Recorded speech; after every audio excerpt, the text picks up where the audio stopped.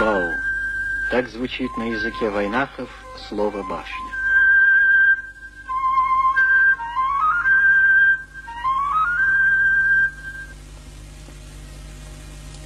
Краем башен и легенд называют Чечено-Ингушетию. Суровые и молчаливые ущелья и сегодня гордо хранят память о событиях многовековой давности. Много горя, крови и страданий видели они. Яростные штурмы чужеземцев, коварные набеги междоусобиц. Люди уходили в эти труднодоступные ущелья, ограждая себя от врагов цепью башен и крепостей.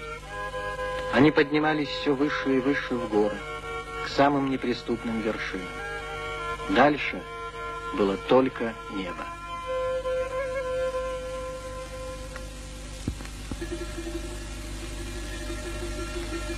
Джайрахское ущелье. В средние века здесь возник один из самых интересных башенных комплексов – Эрзи, что значит в переводе на русский «орел».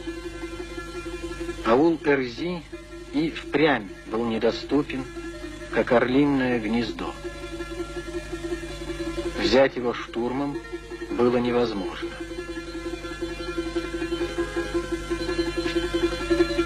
Крепкие стены, лабиринты узких улочек, боевые башни надежно защищали весь аул.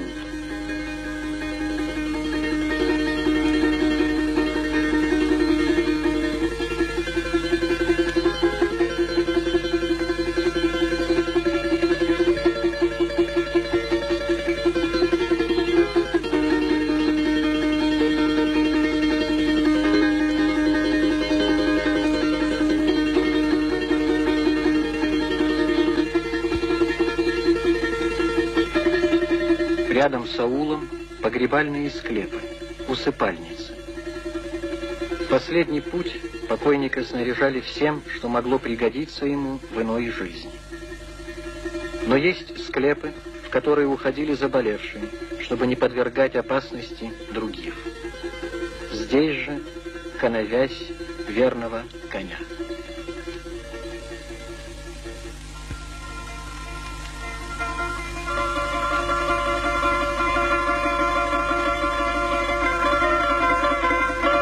Аул Ний – еще один памятник средневекового зодчества.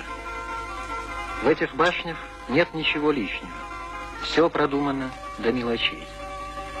Из бойниц одной башни должна быть обязательно видна вторая, из второй – третья. Только так можно было предупредить о надвигающейся опасности. Чем богаче был род, тем выше башня, тем она неприступнее.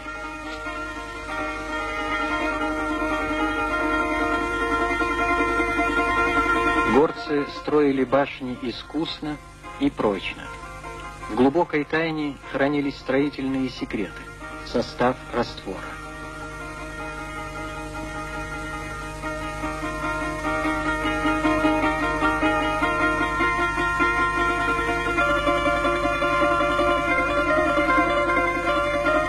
В XII-XIII веках горцы обходились без раствора, тщательно подгоняя друг к другу камни, подобные египетским пирамидам.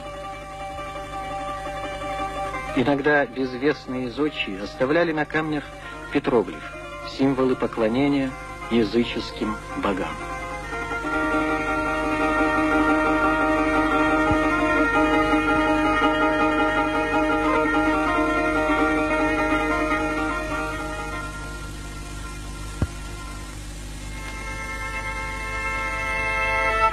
Крупнейший архитектурный ансамбль аул Эгикал.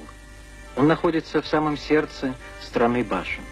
В Средневековье взоры всех горцев были обращены к нему.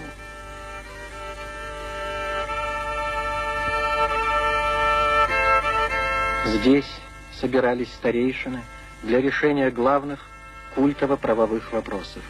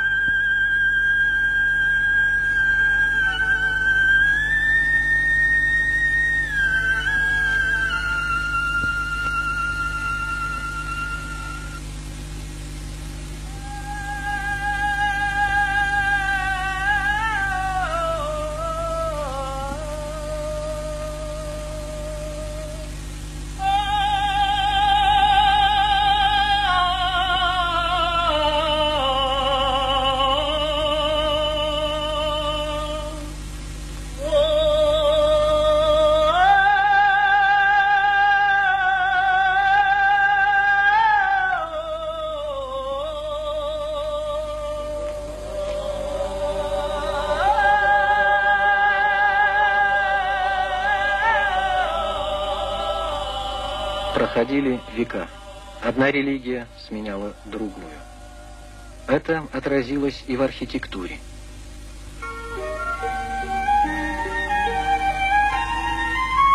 Храм Тхаба-Йорды. До сих пор сохранились каменные статуи с изображением святых.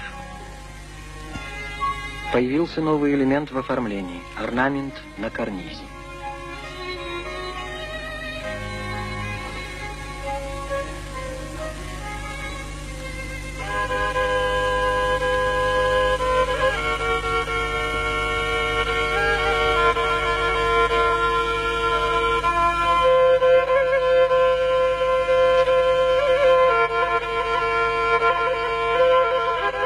Асинское ущелье. Здесь расположился еще один башенный комплекс – Таргим. Он был форпостом, первым боевым укреплением, стоявшим на пути врагов. До наших дней дошла легенда о строительстве башен. Трижды землю поили молоком, трижды срывали грунт, и только когда земля отказалась пить, положили первые камни. 8 огромных гранитных глыб, образующих углы башни. И был каждый камень ценою равен быку, а весом 8 быкам. Их привезли с вершины горы, взявшие из-под голубого льда. Каждый камень везли 12 быков, ломая копыта от напряжения. Каждый камень тесали 12 дней 4 каменотеса. И стальные тесла крошились у них, будто сделанные из липы.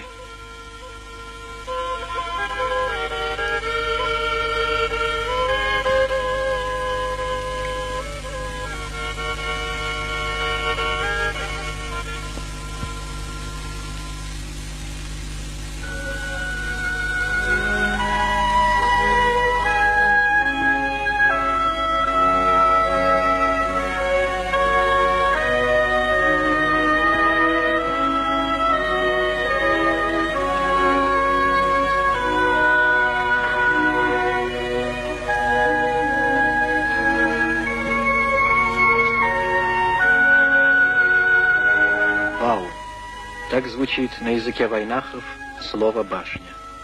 Сотни башен возвышаются в горах Чечено-Ингушетии, подпирая небо. Они как немые стражи ее истории. Сегодня в них никто не живет, но жизнь вокруг них продолжается.